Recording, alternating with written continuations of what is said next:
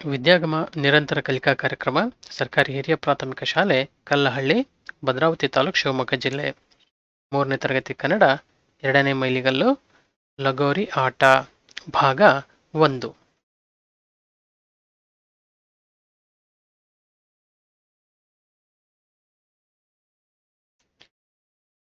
ಲಗೋರಿ ಆಟ.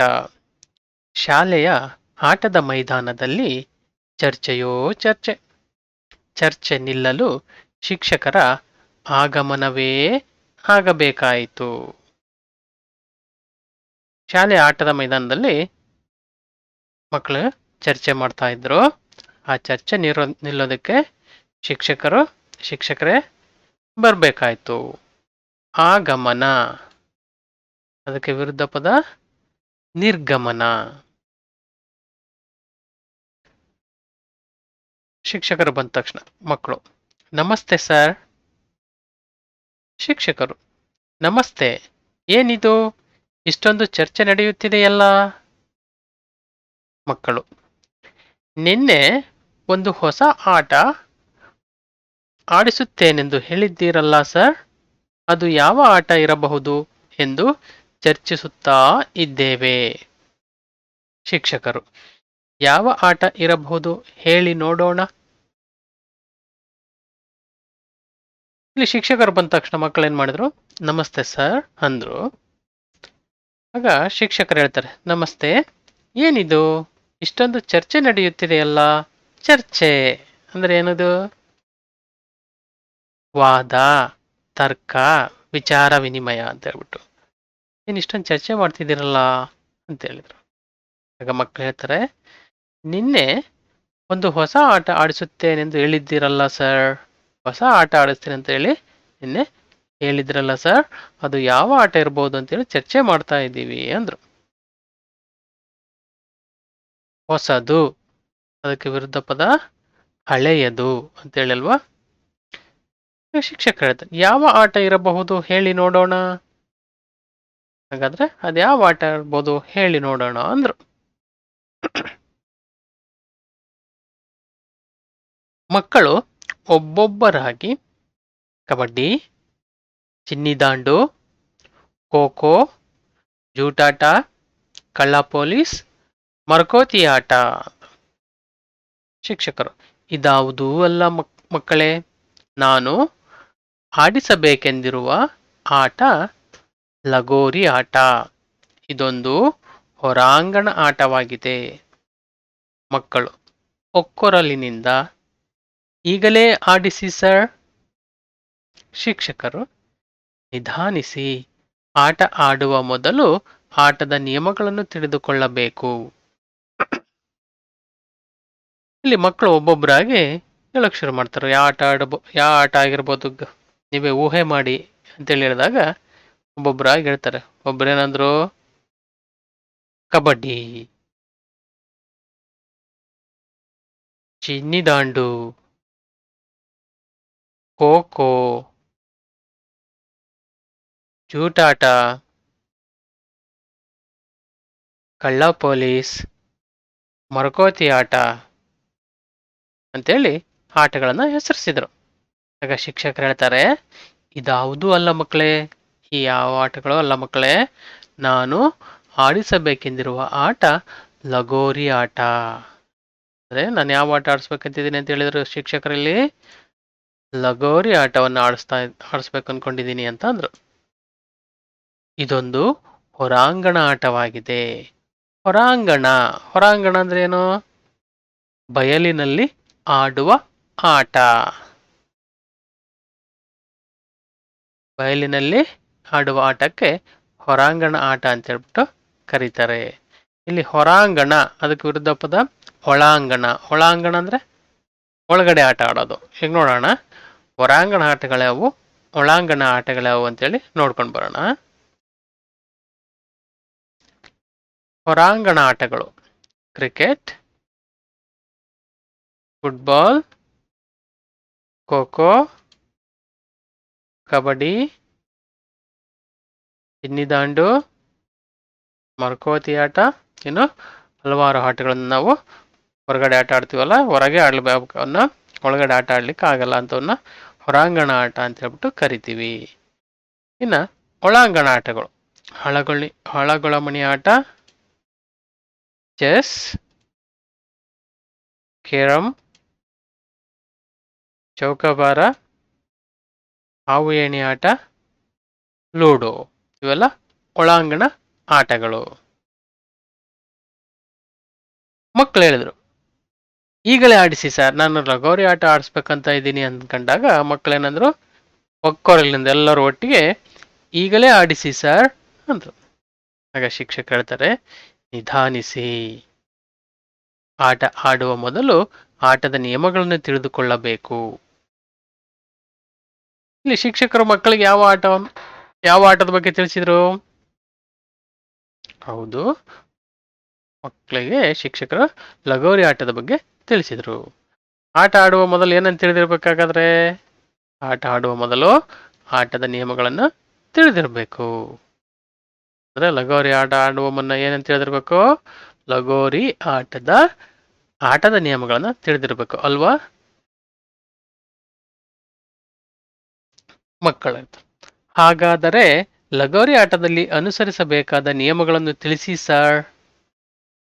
ಶಿಕ್ಷಕರು, ಮುಖ್ಯವಾಗಿ ಈ ಆಟ ಆಡಲು 2 ಗುಂಪುಗಳಿರಬೇಕು. ರಾಜು, ನಮ್ಮನ್ನೇ 2 ಗುಂಪುಗಳನ್ನಾಗಿ ಮಾಡಿ ಸರ್. ಶಿಕ್ಷಕರು, ಪೂರ್ತಿ ನಿಯಮಗಳನ್ನು ಹೇಳುವವರೆಗಾದರೂ ತಾಳ್ಮೆಯಿಂದ ಇರಬಾರದೇ ರಾಜು? ಇಲ್ಲಿ ಮಕ್ಕಳು ಹೇಳಿದ್ರು, ಹಾಗಾದ್ರೆ ಲಗೋರಿ ಆಟದಲ್ಲಿ ಅನುಸರಿಸಬೇಕಾದ ನಿಯಮಗಳನ್ನ ತಿಳಿಸಿ ಸರ್ ಅಂದ್ರು. ಆಗ ಶಿಕ್ಷಕ ಹೇಳ್ತಾರೆ, ಮುಖ್ಯವಾಗಿ ಈ ಆಟ ಆಡಲು, ಯಾವ ಆಟ ಆಡಲು? ಲಗೋರಿ ಆಟ ಆಡಲು 2 ಗುಂಪುಗಳಿರಬೇಕು. ನೋಡಿ, 2 ಗುಂಪು ಇರಲೇಬೇಕು ಲಗೋರಿ ಆಟ ಆಡ್ಲಿಕ್ಕೆ. ಆಗ ರಾಜು ಸುಮ್ಮನಿರ್ಲಿಲ್ಲ, ಏನಂದವನು? ನಮ್ಮನ್ನೇ 2 ಗುಂಪುಗಳನ್ನಾಗಿ ಮಾಡಿ ಸರ್, ನಾವಿದ್ದೀವಲ್ಲ ನಮ್ಮನ್ನೇ 2 ಗುಂಪುಗಳನ್ನಾಗಿ ಮಾಡಿಬಿಡಿ ಅಂದ್ರು. ಅಲ್ಲಿನ ಶಿಕ್ಷಕರು ಪೂರ್ತಿ ನಿಯಮಗಳನ್ನ ಹೇಳಿರ್ಲಿಲ್ಲ, ಬರೀ 2 ಗುಂಪು ಮಾಡ್ಕೋಬೇಕು ಅಂತ ಹೇಳಿದ್ರು. 2 ಗುಂಪು ಮಾಡ್ಕೊಂಡ್ಬಿಟ್ಟಂಗೆ ಆಟ ಆಡಕ್ಕಾಗಲ್ಲಲ್ವಾ? ಅದಕ್ಕೆ ಶಿಕ್ಷಕರು ಏನ್ ಹೇಳಿದ್ರು ಇಲ್ಲಿ? ಪೂರ್ತಿ ನಿಯಮಗಳನ್ನು ಹೇಳುವವರೆಗಾದರೂ ತಾಳ್ಮೆಯಿಂದ ಇರಬಾರದೆ ರಾಜು. ತಾಳ್ಮೆ ಅಂದ್ರೆ ಸಹನೆ, ಸ್ವಲ್ಪ ಹೊತ್ತು ನಿಧಾನಿಸಬಾರದೆ ರಾಜು ಅಂತ ಹೇಳಿದ್ರು. ಅದರಲ್ಲಿ ಲಗೋರಿ ಆಟ ಆಡಲು ಎಷ್ಟು ಗುಂಪುಗಳಿರ್ಬೇಕು? ಲಗೋರಿ ಆಟ ಆಡೋದಕ್ಕೆ 2 ಗುಂಪುಗಳು ಇರಬೇಕು. ರಾಣಿ ಹೇಳ್ತಾಳೆ, ಅದನ್ನ ಈ ರಾಜು ಬಲು ಆತುರಗಾರ. ಆತುರ ಅಂದ್ರೆ ಅವಸರ ಪಡೋದು, ತುಂಬಾ ಅವಸರ ಪಡ್ತಾನೆ ರಾಜು ಅಂದ್ರು. ಶಿಕ್ಷಕ, ಸರಿ, ಮುಂದೆ ಕೇಳಿ. ನೆಲದ ಮೇಲೆ ವೃತ್ತವನ್ನು ಹಾಕಿ ವೃತ್ತದ ಮಧ್ಯದಲ್ಲಿ ಒಂದರ ಮೇಲೊಂದರಂತೆ 8-10 ಚಪ್ಪಟೆಯಾದ ಕಲ್ಲಿನ ಹೆಂಚು ಅಥವಾ ಹಲಗೆ ಚೂರುಗಳನ್ನು ಜೋಡಿಸಿಕೊಳ್ಳಬೇಕು. ಈಗ ಶಿಕ್ಷಕರ, ಸರಿ, ಮುಂದೆ ಕೇಳಿ. ಇಲ್ಲಿ ಮುಂದೆ ಅದರ ವಿರುದ್ಧ ಪದ ಏನು? ಹಿಂದೆ ಅಲ್ವಾ? ಈಗ ಶಿಕ್ಷಕರು ಏನ್ ಹೇಳಿದ್ರಲ್ಲಿ? ಇದಾಯ್ತಲ್ಲ, ಈಗ ಮುಂದೆ ಕೇಳಿ. 2 ಗುಂಪು ಮಾಡಿ ಆದ್ಮೇಲೆ ಏನ್ ಮಾಡ್ಬೇಕು?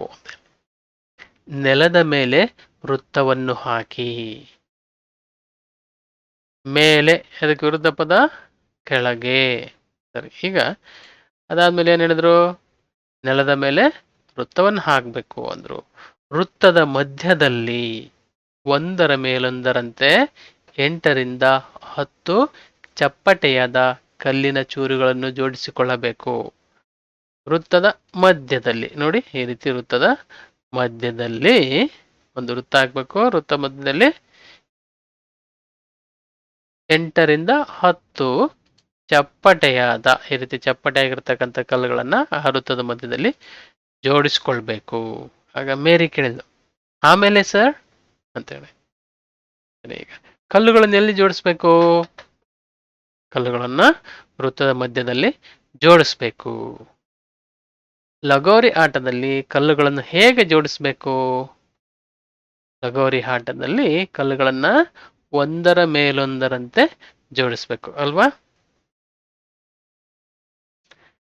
ಈ ಶಿಕ್ಷಕರು ಹೇಳ್ತಾರೆ, ಜೋಡಿಸಿದ ಕಲ್ಲಿನ ಎದುರು ಬದಿರಿನಲ್ಲಿ ಸಮಾನ ದೂರದಲ್ಲಿರುವಂತೆ 2 ಗೆರೆ ಎಳೆಯಬೇಕು.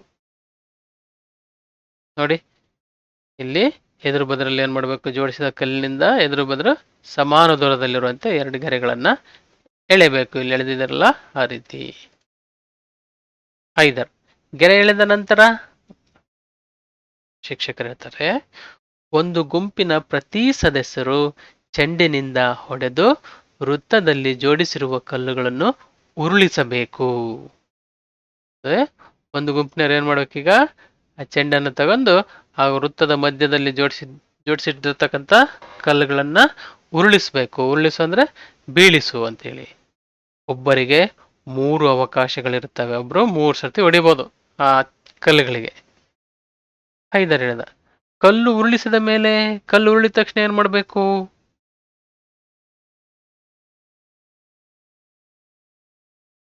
ಶಿಕ್ಷಕರು ಹೇಳ್ತಾರೆ, ಕಲ್ಲು ಉರುಳಿದ ತಕ್ಷಣ ಚೆಂಡು ಎಸೆದ ತಂಡದ ಸದಸ್ಯರು ಓಡಬೇಕು. ಆ ಕಲ್ಲು ಬಿದ್ದ ತಕ್ಷಣ ಏನ್ ಮಾಡ್ಬೇಕು, ಯಾರು ಬಿಳಿಸಿದ್ರು ಅವ್ರು ಏನ್ ಮಾಡ್ಬೇಕು, ಓಡೋಗ್ಬೇಕು. ಇನ್ನೊಂದು ತಂಡದವರು ಕಲ್ಲು ಉರುಳಿಸಿದ ತಂಡದ ಸದಸ್ಯರಿಗೆ ಚೆಂಡಿನಿಂದ ಹೊಡೆಯಬೇಕು. ಆ ಚೆಂಡನ್ನು ತಗೊಂಡು ಏನ್ ಕಲ್ಲು ಉರುಳಿಸಿ ಓಡೋಗಿರ್ತಾರಲ್ಲ ಆ ಆಟದ ಸದಸ್ಯರಿಗೆ ಹೊಡಿಬೇಕು. ಕಲ್ಲು ಉರುಳಿಸಿದ ತಂಡದವರು ಚೆಂಡು ದೂರದಲ್ಲಿದ್ದಾಗ ಕಲ್ಲುಗಳನ್ನು ಒಂದರ ಮೇಲೊಂದರಂತೆ ಬೀಳಿದ ಹಾಗೆ ಜೋಡಿಸಿ ನಂತರ ಲಗೋರಿ ಎಂದು ಕೂಗಬೇಕು. ಆ ಕಲ್ಲು ಉರುಳಿಸಿ ಓಡೋಗಿರ್ತಾರಲ್ಲ ಆ ತಂಡದವರು ಆ ಚೆಂಡು ದೂರದಲ್ಲಿದ್ದಾಗ ಓಡಿ ಬಂದ್ಬಿಟ್ಟು ಏನ್ ಮಾಡ್ಬೇಕು, ಆ ಕಲ್ಲುಗಳನ್ನ ಬೀಳದಂಗೆ ಮತ್ತೆ ಮೊದಲೇ ಆಗಿತ್ತೋ ಆ ರೀತಿ ಒಂದರ ಮೇಲೊಂದರಂತೆ ಜೋಡಿಸ್ಬೇಕು. ಎಲ್ಲ ಕಲ್ಲುಗಳನ್ನು ಜೋಡಿಸಿದ ನಂತರ ಲಗೋರಿ ಎಂದು ಕೂಗಬೇಕು. ಹಾಗೆ ರಾಜು ಹೇಳ್ತಾನೆ, ಜೋಡಿಸುವಷ್ಟರಲ್ಲಿ ಚೆಂಡು ತಾಗಿದರೆ, ಜೋಡಿಸ್ಬೇಕಾದ್ರೆ ಅಷ್ಟರೊಳಗೆ ಯಾರಾದ್ರೂ ಮತ್ತೆ ಆ ಚೆಂಡಿಂದ ಹೊಡೆಯೋ ತಂಡದವ್ರು ಬಂದು ಚೆಂಡಿಂದ ಇವನಿಗೆ ಹೊಡೆದ್ ಬಿಟ್ರೆ, ಶಿಕ್ಷಕ ಹೇಳ್ತಾರೆ, ಆ ತಂಡ ಔಟ್ ಆದಂತೆ. ನಂತರ ಎದುರಿನ ತಂಡ ಆಡಬೇಕು. ಅದು ಲಗೋರಿ ಮಾಡ್ಲಿಕ್ಕಾಗದೆ ಇದ್ರೆ ಆ ತಂಡ ಔಟ್ ಆದಂತೆ.